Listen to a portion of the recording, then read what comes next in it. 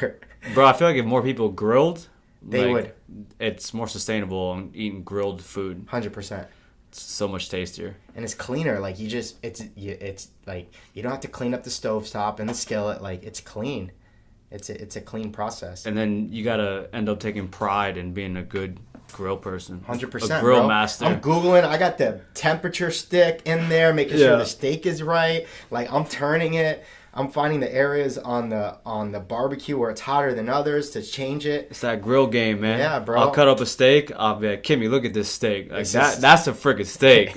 How do you like your meat? How do you like your steak? Steak, medium rare. Medium rare. But like burgers, they got to be a little more well done for me. Yeah, because, man, that blood starts to come out. Now on a Like, burger, I like red, but it just can't leak red, right? Yeah.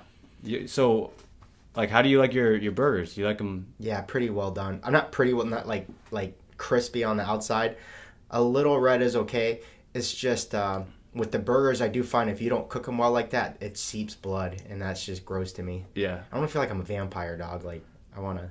Or the thing you're eating still mooing. You Yeah. hear your steak moo. Yeah, no, I can't do that.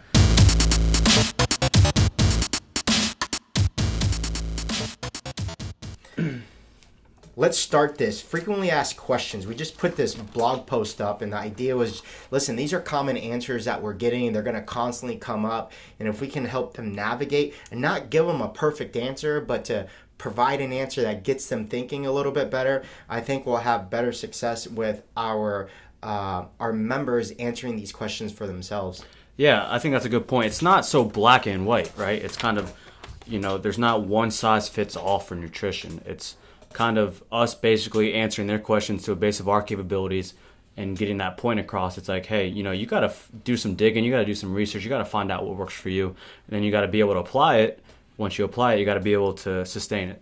And that's how the Golden Pyramid came about. It was, they're not perfect answers. The Golden Pyramid is not giving you a perfect answer. It's helping you navigate the question according to the tier and then being able to answer it that way. Because what we find is that there's really only two main goals for any diet question is, will this help me for weight management? The majority of people are using weight management for weight loss. Some people are looking for weight gain. And then the other factor is, will this help me as an athlete? So when we answer questions, I'm thinking, is this individual asking me because of weight management issues, or are they asking me because they truly believe it can help them as an athlete? Yeah, it's based on what their specific goals are, and it's up to us to kind of, reinforce that, hey, what is your goal, and then in regards to nutrition, every decision they make to eat what they decide to eat is either getting them towards their goals or taking them a step away from their goals. 100%. And I think for whatever answer we give today, there's somebody on the internet telling you the complete opposite. So I think whatever people decide, they just need to take a stance on it and not just believe it to believe it, but take a stance, follow through on it a little bit, and see how you respond. Because the facts never lie. If somebody's getting a result through something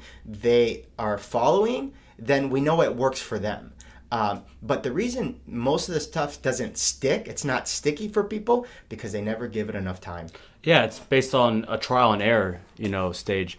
Everyone sees these quick fixes, these fad diets on the internet, but, you have to kind of introduce something to your lifestyle based on your schedule, based on, what you have access to cook it with, and then see if it works, like a trial and error.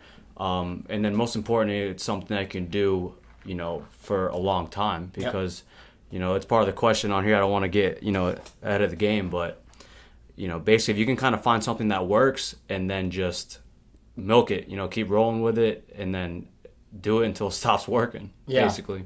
For sure. And diet is not sustainable. And we tell people that, like, sometimes this is not practical, but neither is dieting. So once we get to a position where we believe, like, you refine your practices as an athlete, or you refined what you do to be able to control your weight and be at a weight that you're happy with, then you can veer a little bit here and there, depending on what the next goal is. Because once you reach a goal, there's always a new goal, right? Mm-hmm. There's always a new horizon. And that's what we want them to understand, is that what are we trying to do for your current goal? And once we get there, what's the next goal? Is it, hey, I lost 5 pounds and now I want to lose another 5, or I'm happy with the 5 pound weight loss. Now, how do I manage it? Yeah, it's basically taking from the short-term stuff, making it into the long-term stuff, the long-term goals. So let's start with these questions. Number one, there's 10 questions. This will probably turn into 2 parts just because we have so much good stuff to give. But let's start it out. I'm new to this whole nutrition thing. Where do I start? That's a frequently asked question that we get, especially for new members. And one of the things that I try to guide them is through our basic understanding of nutrition at its core, the protocols that we know and understand, and that's where the nutrition protocol comes from. Yeah, basically, the first thing I do is I ask them where they're at now. Hey, give me a sample day on what you're eating right now. What'd you eat yesterday? And they'll go on and tell me what they ate, and then I'll give my opinion. And 9 times out of 10, it's like, hey, let's start small, make a minor adjustment. Take out this soda you drink for lunch and throw in just water. And that's my first go-to is start small. Don't go, basically the term is cold turkey. You can't go from not working out at all to eating fast food 3 times a day, 7 days a week, to eating chicken and broccoli and training 7 days straight. Yeah, it's not sustainable because it's a huge change in life. Like, you got to change your whole life around to be able to accommodate this new way of being. So I agree. I think that small changes create the greatest growths. But I think what you try to do is what I hear is like... That's like in just through the application standpoint. And I feel like your point is, hey, this is where you should start. Like, you're kind of putting them on track to follow these guidelines. My opinion was through application. But yeah, go ahead. No, in what you're saying is let's apply some better habits. And the first habit we created with the golden pyramid of nutrition is eat real food. So your example is a guy's eating diet soda, or he's drinking soda, and we want to stop getting them from drinking soda because it's processed, there's too much chemicals in it. Let's get away from soda because you want them getting into real food. And so basically you're trying to improve the quality, which is tier 1 for us, is real food is about quality. Can we get somebody to understand what good quality food is? Yeah, and then it's up to them to kind of understand what real food actually is. A good example we always go back to is, the outer part of the grocery store. Paleo, we got that later in the convo. But, it just, that's the first part is narrow down to quality of food. Get away from the stuff that you're eating from a box that doesn't expire until 2030 and get to something, a meat or a vegetable that goes bad. Yeah, so I think we need to deal with people's quality, which moves to our second question is what's the best diet to follow? And for me, the answer is it depends, right? Mm-hmm. Are you asking, again, it comes back to really only 2 categories goals. of people. What are your goals? Is it a weight management issue, which for the majority of our kind of members, it is, because they come to us with a lack of any type of fitness lifestyle. They don't exercise or they don't do it well enough to see results, and they really don't think about nutrition a lot. So most of them are coming for weight management. They want to lose weight. There's some individuals that are just tend to have genetics for being real skinny, and they're actually looking to gain weight and build strength. But for the majority of individuals coming as a new member, they're looking to lose weight. So for them, we want to keep it simple. We want them to eat real food and follow through on a protocol for 30, 60, 90 days. You keep following it until it stops working. Yeah, I feel like if you can find something that falls under that quality food, that whole foods, and just eat it a lot. You don't have to get fancy. If you find something you like, like maybe a grilled chicken or, lean ground beef or something like that. You like that? Dude, eat it and eat it. Eat it 6-7 days straight. And then if you get sick of it, then switch it up. It's kind of, the best diet to follow is one that is sustainable, one that you enjoy, one that's not making you miserable. A perfect example, if you find someone that's dieting and they're in a shitty mood, you think they're going to be able to follow that diet much longer? They're not, and that's what I call the magic pill. People lose weight on these crappy diets, but because they hate it so bad, they can't last long enough to actually sustain those results, and that's unfortunate. For me, if someone's asking me that question, what's the best diet to follow? I know a lot about someone's nutritional lifestyle by their current body fat. right? So if a male comes to me at 25% or higher, I can guarantee they're not eating consistent real food the majority of the time. For us, majority is 80%. I know you're up to 90. You've quoted 99% of your food is coming through real food. For females, 30% or above. People can get, at that body composition and above, they can get amazing results at literally eating just the majority, 80% or above, coming from real food. Yeah, you can kind of get a good idea on where this individual stands based on, like you just said, their body fat percentage. And just based on that, obligation, like, that's how you give your advice based on where they stand right there at that time, time and place. But, you got someone that's floating around 10 to 15% body fat. You can kind of throw, a more strategic strategy on, approaching this diet stuff, and they'll probably pick it up a little bit better because they establish that they have that knowledge base already on what this whole nutrition thing's all about. Yeah, it's not a coincidence they're at 10 to 15% body fat. They make choices naturally to keep them there. It's why I say there's a reason why skinny people are skinny. They make choices that are natural, that are unnatural for people that are overweight. When deciding between eating a second plate or not, they don't. Deciding between the salad or the cake, they choose the salad. They're not hungry, so they skip a meal. They skip a meal. Like, those things they do naturally, where some of us sometimes have to really think about that. Now, what's the best diet to follow for an athlete? Now, you said we can geek out about this a little bit more. What are some other things that we can consider for them outside of just real food? You can count your calories. I feel like if you're pretty happy at where you stand body fat percentage wise and you're trying to, increase your performance, then hey, maybe let's evaluate to get you eating more, kind of getting that calorie surplus, so to speak. And, strictly in mind to keep you getting stronger, to move faster. And in order to do that, you're going to have to fuel your body properly with nutrition. Yeah, these individuals are athletes. They're training a lot. They're putting a lot of time into training. If a lot of these athletes tend to undereat, they just don't think about it enough because they're constantly training or not hungry. We got to get these individuals to eat. You just ask them how they feel. Like, how do you feel after 3 days straight of training? Or you feel like, you're kind of growing, you're recovering properly, or do you feel like beat up, barely getting out of bed? If you're, training hard and you're eating not to fuel that performance, you're going to feel beat up, you're going to feel sore, you're going to feel achy, and it's up to us to have that conversation with them to say, hey, let's up the calories, just eat a little bit more, and I guarantee you'll recover a little bit better. I love it. That's our tier 2. Like, let's get them to track calories, because no matter who you ask, no matter what you ask, when you ask them how their diet is going, they're going to say good. That means absolutely nothing to us. You need some feedback outside of eating real food. They need to track because it's data. The data never lies, I say. And I think the other thing we can advance that conversation, if they're tracking consistently, but really they're looking for an edge, I think a small edge can come through macros and covering different macro protocols, whether it's a keto diet, which is real trendy right now, which I try to veer the conversation away from because I think it's really technical and very difficult to live in that. It's extreme. It's very extreme. It's an extreme macro diet. We have the Atkins diet, which is a really good base to start with. It stands at 40% carbs, 30% protein, 30% fat. We have high carb, low carb. I think people can mess around with those when they're at that level, that 10 to 15% body fat. I think that's a great tier for them to follow as well.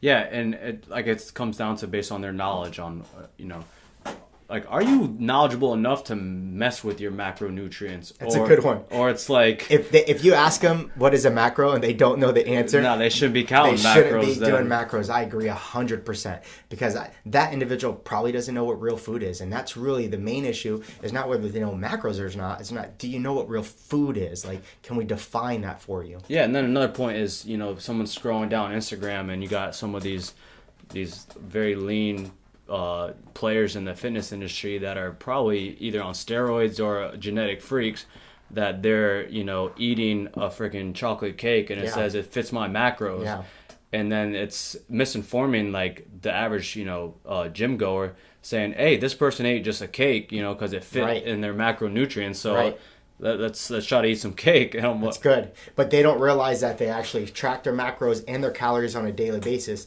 That's not what they're selling. They're selling, I get to eat a donut today. I get to eat what I and want. They got 6-pack abs, 8-pack abs. I agree. And that's dangerous. And I think these are the kind of questions and issues we're filtering through our clients as they come in.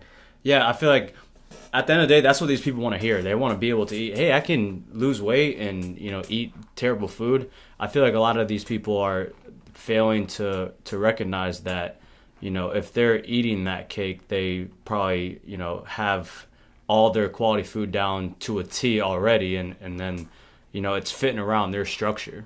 No, I know they do because it's why they look that way, 100%. But it's hard to sell that to somebody when the feed keeps showing up on their feed. Or they're on roids, maybe. Yeah, for sure. I mean, and you have to acknowledge that. Or the guy who's endorsing a supplement that they're only taking it or not even taking it, endorsing it because they're getting paid for it. Mm-hmm. And those are the ones that that really throw me off against the individual as an athlete, as a person. Do they really believe in that supplement, or are they selling it to you because they're getting endorsed, they're getting paid for it? And it's something that I think we need to teach individuals. Like, they need to ask that questions for themselves when these things come up on their feed. Yeah, is that a trusted source? Because that's terrible, man. I could never personally try to sell something I didn't believe in.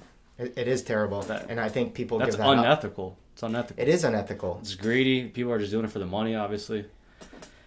But we see that because we've been doing this for so long. We just got to get people to understand that, right? Because they want a black and white answer. They want the magic pill. They want the magic protocol. But that's not how it works. And then if we can get that through their brain, that's not how this works. Like, this is how it really works.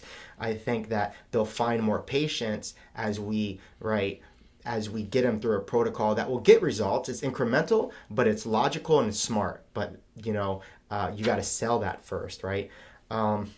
Should I avoid carbs? It depends. Yeah, it does. Based on the goals.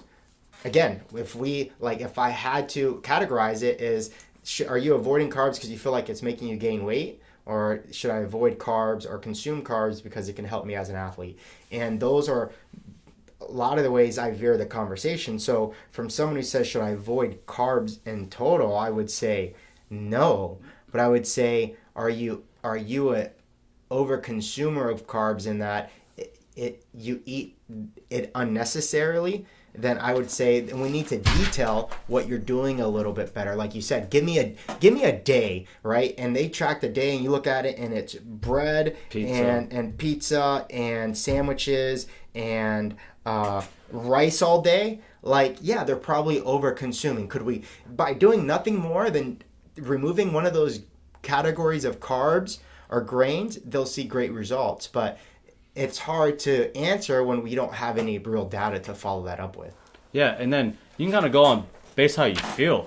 Some people respond to higher fat diets, lower carb diets. Some people respond better to higher carb, lower fat diets. And like you just said, it kind of comes back down to your goals. In regards to performance, I feel like, it's safe to say if you want to perform a little bit better, you should probably increase your carbs a little bit more. 100%. And the easiest way to do that is because we're a little bit more advanced with them. We are tracking their macros. We can put them on 40% carbs and see how they respond through a normal training, a week cycle of training. If they feel like they're tired at later into their workouts, later into the week, then let's up it. Let's up it 5 or 10% the following week, and let's see how they respond. There is a maximal. There's a moment where it causes bloating, or it might cause them to gain weight because, right, the more they up a macro, the higher calories they're taking in. Then let's have that conversation, but let's give it time to do its job as well. Yeah, and then on the complete opposite under the spectrum, you got someone that wants to lose weight, so they got carbohydrate deprived for a little bit. They went 6-7 days of no carbs, and they're seeing these results. But now all of a sudden they're starting to feel beat up. They're not recovering. They're not training. So it's like, hey, let's kind of reintroduce these. Carb is not the enemy, but and they could be scared. Hey, I got all this success from not eating carbs, but it's safe to say there's not one macronutrient that your body can be deprived completely of and be able to sustain that, and that falls hand in hand with carbohydrates.